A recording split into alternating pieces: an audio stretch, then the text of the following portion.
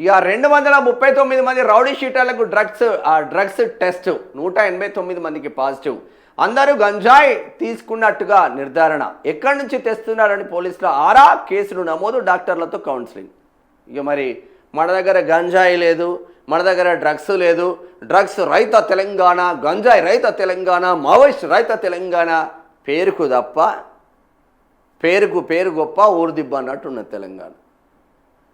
ఇప్పుడు 239 మంది rowdy షీటర్లకు drugs test చేస్తే దాంట్లో 189 మంది గంజాయి తీసుకున్నట్టు వచ్చిందంటే మరి గంజాయి ఏ లెవెల్లో తెలంగాణ రాష్ట్రంలో పాకుతుందో ఒక్కసారి వార్త చూద్దాం. 11లా ఇది 11 ఉంటుందిరా, పరేషాన్ ఉంటుంది వెలుగుతో.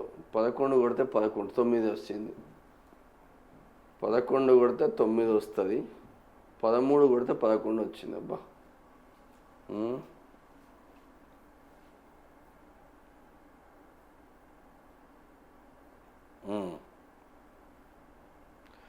రెండు 239 మంది రౌడీ షీటర్లకు డ్రగ్స్ టెస్ట్ 189 మందికి పాజిటివ్. అందరూ గంజాయి తీసుకున్నట్టుగా నిర్ధారణ. ఎక్కడి నుంచి తెస్తున్నారని పోలీసుల ఆరా, కేసులు నమోదు, డాక్టర్లతో కౌన్సిలింగ్. బషీర్ బాగ్. ఇప్పటికే డ్రగ్స్పై ఉక్కుపాదం మోపుతున్న హైదరాబాద్ పోలీసులు తాజాగా ఓ వినూత్న ప్రయోగం చేశారు. ఎవరైనా రౌడీ షీటర్లు డ్రగ్స్ వాడుతున్నారా అన్నది తెలుసుకోవడానికి ఏకంగా వందల మందిని నగరంలోని 3 ప్రధాన హాస్పిటల్కి తరలించి శుక్రవారం డ్రగ్స్ టెస్టులు చేయించారు. దీంతో వీరిలో ఏకంగా 79% మంది డ్రగ్స్ వాడుతున్నట్లు తెలిసింది.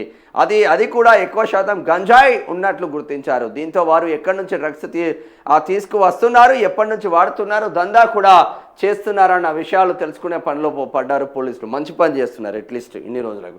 గంజాయి వాడుతున్నందుకు వారిపైన కేసులు కూడా నమోదు చేశారు. అక్కడే అందరికీ కౌన్సిలింగ్ కూడా ఇప్పించారు. టాస్క్ ఫోర్స్ HNU ఆధ్వర్యంలో Hyderabad task force narcotic enforcement wing means HNU సంయుక్తంగా స్థానిక పోలీసుల సమన్వయంతో రౌడీ షీటర్లు, గొడవలకు దిగే వ్యక్తులు, గతంలో NDPS కేసులో పట్టుబడిన డ్రగ్స్ వాడకందారులకు ఆకస్మిక డ్రగ్స్ టెస్టులు నిర్వహించారు. స్పెషల్ టీమ్స్ ఏర్పాటు చేసి ఉస్మానియా, గాంధీ, ఎర్రగడ్డ ఆసుపత్రిలో 239 మందికి డ్రగ్స్ కిట్స్తో టెస్టులు జరిపారు. గాంధీ హాస్పిటల్లో 70 మందికి పరీక్షలు చేయగా 44 మందికి పాజిటివ్ వచ్చింది. ఉస్మానియా జనరల్ హాస్పిటల్లో 80 మందికి టెస్ట్ చేయగా 59 మందికి పాజిటివ్గా తేలింది. ఎర్రగడ్డలో 89 మందికి పరీక్షలు చేయగా ఏకంగా 86 మందికి పాజిటివ్ వచ్చింది. ఎర్రగడ్డలో బాగా మంది ఉన్నారా రౌడీ షీటర్లు. మొత్తంగా 239 మందికి పరీక్షలు చేయగా 189 మంది డ్రగ్స్ తీసుకున్నట్లు గుర్తించారు. అందరూ గంజాయి తీసుకున్నట్లు నిర్ధారణ అయిందని, కొకైన్, MDMA లాంటి డ్రగ్స్ వాడినట్లు మాత్రం తేలలేదని పోలీసు ఉన్నతాధికారులు తెలిపారు. అక్కడికక్కడే కౌన్సిలింగ్. డ్రగ్స్ టెస్టుల్లో పాజిటివ్ వచ్చిన వారికి డాక్టర్లు కౌన్సిలింగ్ ఇచ్చారు. అలాగే వారిపై కేసులు నమోదు చేయనున్నట్లు Hyderabad task force HNU DCP Vaibhav Raghunath Gaikwad తెలిపారు. ఎక్కువగా అడిక్ట్ అయిన వారిని రిహాబిలిటేషన్ సెంటర్కు తరలించనున్నట్లు చెప్పారు. అక్కడ వారికి 15 రోజుల పాటు ప్రత్యేక పునరావాస కార్యక్రమాలు, బిహేవియర్ కౌన్సిలింగ్ ఇవ్వనున్నట్లు వెల్లడించారు. ఈ స్పెషల్ ఆపరేషన్లో Charminar zone task force additional DCP అందే Srinivas, Rajendra Nagar zone task force additional DCP Iqbal Siddiqui పాల్గొన్నారు. మొత్తం మీద రౌడీ షీటర్లకు డ్రగ్స్ టెస్టులు ఒక వరంగానే మారుతూ ఉంటాయి.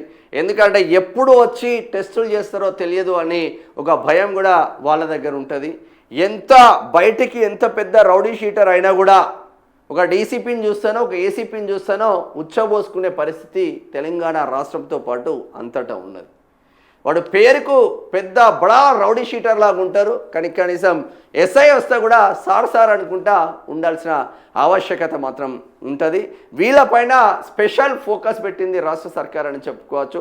ఇప్పటికే ఈగల్ టీములు పెట్టి డ్రగ్స్ సరఫరాను అడ్డుకట్ట వేసే విధంగా ఎంత ప్రయత్నించినా గంజాయి అనేది ప్రతి ఊరికి పాకి గంజాయి చిన్న చిన్న 10th క్లాస్ పోరగాళ్ళు, ఇంటర్మీడియట్ పోరగాళ్ళు కూడా గంజాయి తీసుకుంటూ సర్వనాశనం అవుతూ ఉన్నారు ఊర్లలో.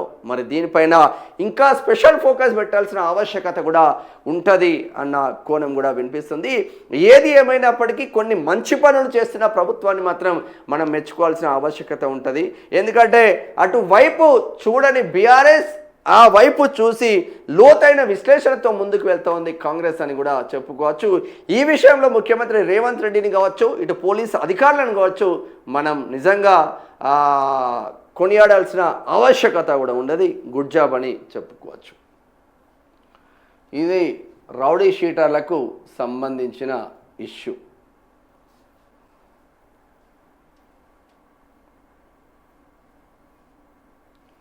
ఇది ఇట్లా ఉంటే